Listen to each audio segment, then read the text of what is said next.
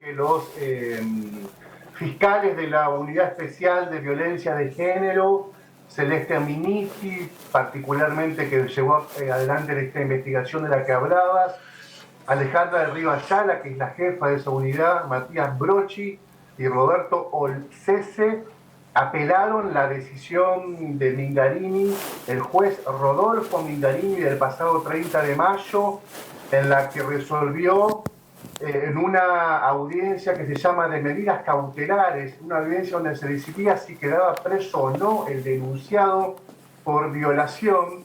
Este juez, que debe resolver en ese momento sobre ese asunto, expresó que él tenía como un ruido dentro de lo que se había expuesto en la audiencia, porque el agresor sexual se había colocado un profiláctico mientras consumaba la agresión, el sometimiento sexual contra la mujer denunciante de este caso tan aberrante. Él decía, incluso trascendió el video de la audiencia, que él no podía explicarse cómo en ese momento se pudo haber colocado el profiláctico, el agresor, planteando como si el profiláctico, su uso en sí mismo, representa una conducta de consentimiento de relación sexual, y si la colocación, esos segundos en el que se demora en colocarse un preservativo, la víctima debería actuar de tal o cual manera cuando está totalmente colapsada por la situación, abrumada por la situación, paralizada por la situación que propone el agresor. No hay que solamente con la idea de representarte para ser liso y llano que te van a violar, si todos actuaríamos de la misma manera o si hay un manual de respuesta a una agresión sexual. Bueno, esa fue básicamente, además de que había mucha evidencia científica física, y además había una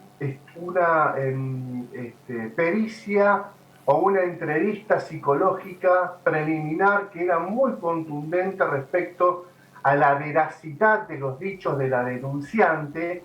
Todo esto, todas estos tres situaciones que marcábamos, fueron las que tomaron en cuenta los fiscales a la hora de apelar, mejor dicho. Corresponde que se comience a pensar en cómo acciones históricamente acontecidas afectaron a víctimas de carne y hueso, dejando de lado la construcción teórica, la especulación sobre la afectación para el campo de la dogmática, ya que a diferencia de los autores que pueden postular situaciones imaginarias, los jueces se encuentran frente a sucesos reales. Es una parte de la apelación a la cual hemos tenido acceso. Hoy también me fui interiorizando a partir de otras noticias que están difundiendo periodistas mujeres con muy buena, historizando la presencia de Mingarini como responsable del área como operador judicial.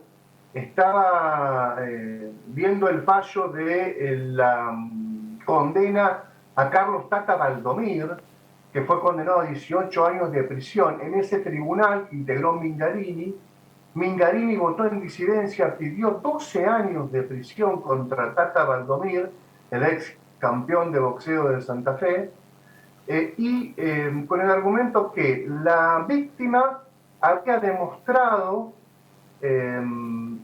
haber tenido las fuerzas para sobrellevar el momento traumático que le representó la violación, al punto tal que hasta pudo, en ese contexto, con esa situación vivida, pudo tener una relación afectiva, hasta pudo tener novio, según votó y opinó en esa resolución Mingarini en el fallo de Valdomir. Además, hay otras opiniones que son muy polémicas, respecto a si el comando de la costa, ese comando policial, lúgubre, trucho, que ingresaba a las viviendas para robar, amedrentar, amenazar, embagallar a los moradores de distintas casas, si aplicaban torturas o no, mencionando que la tortura debía tener un fin en sí mismo, cosa que quedó totalmente desvirtuada desde la recuperación de la democracia esta parte, la utilización del vejamen o la utilización de la tortura por parte de las fuerzas policiales. Bueno, todo esto está saliendo a la luz y que tienen como protagonistas a Rodolfo Mingarini, que fue elegido juez penal de la primera instancia por la Asamblea Legislativa santafesina el 24 de mayo del 2018. Ahí fue votado el pliego de Mingarini por la legislatura. Ya a medida que avance la semana vamos a ir desagregando cómo llegó su pliego, esta información que hemos pedido esta mañana, cómo llegó su pliego, cómo fue su concurso, sus exámenes, sus antecedentes y sobre todo qué opinaron los legisladores cuando tuvieron que considerar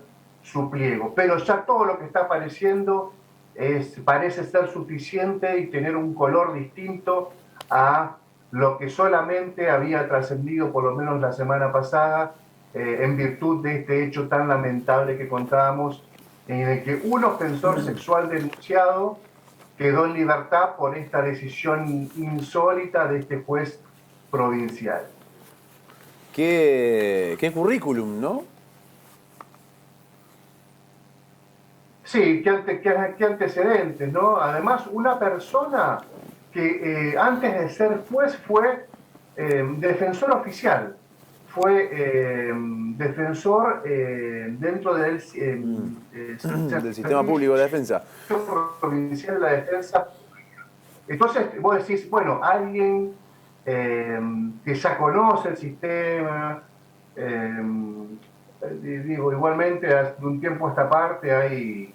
ni siquiera pensemos en la incorporación de los nuevos mandatos o de las nuevas corrientes de la cuestión de género. Ni siquiera pensemos en esas incorporaciones que son muy novedosas y muy virtuosas.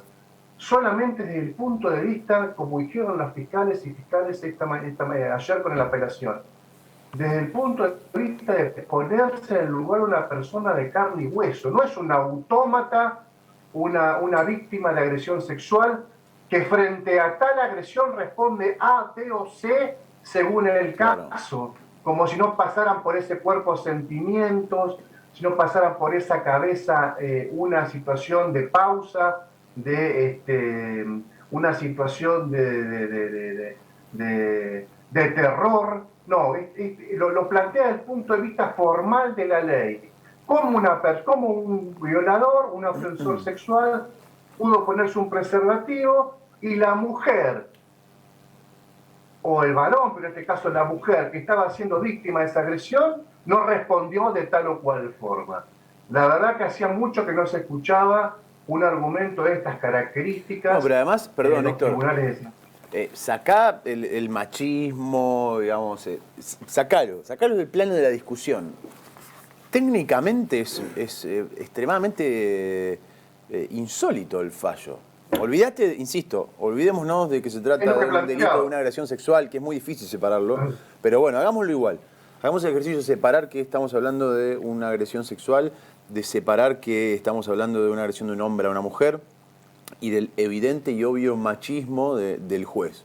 Técnicamente no se sustenta para nada, ¿no? Porque no dice cómo se puede, y por qué no se pudo haber puesto un preservativo a una persona que estaba sometiendo a otra. De hecho, él dice textualmente que no entiende cómo mientras se ponía el preservativo, porque mientras se ponía el profiláctico tenía que estar sometiendo a la víctima. Sí, y digamos, técnicamente digamos, no hay nada que justifique o su hipótesis, digamos, todo lo contrario, digamos, tenés estudios que determinan lo contrario, tenés entrevistas que determinan lo contrario. O O sea que, insisto, dejando de lado el machismo, dejando de lado puntualmente el delito del cual estamos hablando, que es extremadamente grave, tampoco tiene una justificación técnica. No se sostiene. Desde ningún punto de vista, ¿no? No, claramente. Sí. No es este el caso, porque me parece que está bastante claro, pero también hay que decir que cuando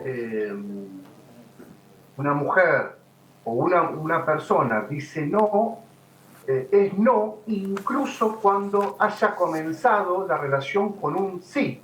La relación pudo haber empezado con consentimiento, pero pudo haber, mientras se desarrollaba esa relación, mutado hacia una situación de no consentimiento por parte de una de las partes. Así todo. Entonces, tampoco este es el caso, digamos, de esa no, digo, no es el caso